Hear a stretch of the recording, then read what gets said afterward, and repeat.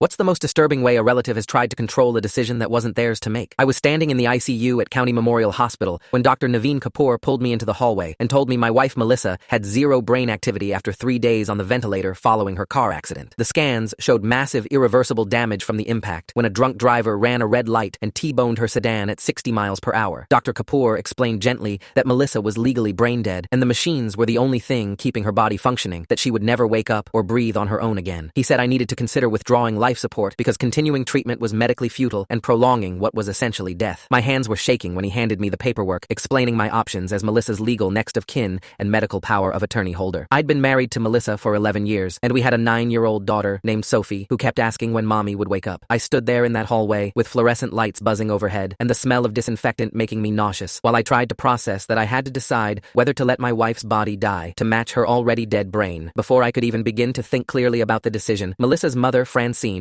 appeared at the end of the hallway with her sister Lorraine and Melissa's brother Gerald. Francine's face was red and swollen from crying, but her eyes were hard when she walked up to me and said, "You're not making any decisions about my daughter without my permission." I explained that Dr. Kapoor had just told me Melissa was brain dead and that as her husband and medical proxy, I needed to consider what she would have wanted. Francine grabbed my arm hard enough to leave marks and told me she didn't care what any doctor said, that Melissa was alive as long as her heart was beating and I had no right to kill her. Dr. Kapoor tried to intervene and explain the medical reality, but Francine started screaming that doctors were wrong all the time and there were cases of people waking up from comas after months or years. Gerald stepped between us and told me firmly that if I tried to remove life support, he'd make sure I regretted it, that the family would never forgive me and they'd do whatever necessary to stop me. Lorraine was filming everything on her phone, and when I told her to stop, she said she was documenting me trying to murder Melissa and they'd use it as evidence. Hospital security had to escort them out while Francine shouted that she was calling her lawyer and I wouldn't get away with this. I sat in the waiting area afterward shaking, and Dr. Kapoor sat beside me and asked if I had legal representation because he'd seen situations where families contested medical decisions and it could get complicated. He said the hospital had resources including patient advocacy and legal consultation if I needed help navigating what was likely going to become a difficult situation. I told him Melissa and I had discussed end-of-life wishes after her father died 2 years ago, and she'd been very clear that she never wanted to be kept alive on machines with no quality of life. She'd made me promise I wouldn't let her exist as just a body if her mind was gone. Dr. Kapoor documented that conversation in his notes and said it would be important if Francine tried to legally challenge my authority to make medical decisions. I went home that night to tell Sophie that mommy's brain had stopped working and wasn't going to start again, that we needed to let her body rest too. Sophie cried in my arms and asked if it would hurt mommy, and I promised it wouldn't because mommy wasn't really there anymore, just her body that the machines were keeping going. We sat together on the couch looking at photo albums, and I let Sophie pick out pictures to keep by her bed. The next morning, Francine showed up at our house at 7 with a man in a suit who introduced himself as attorney Malcolm Vega, specializing in medical malpractice and patient rights, and that's when things took a turn I never expected. To see the full story, click the link below or go on my channel.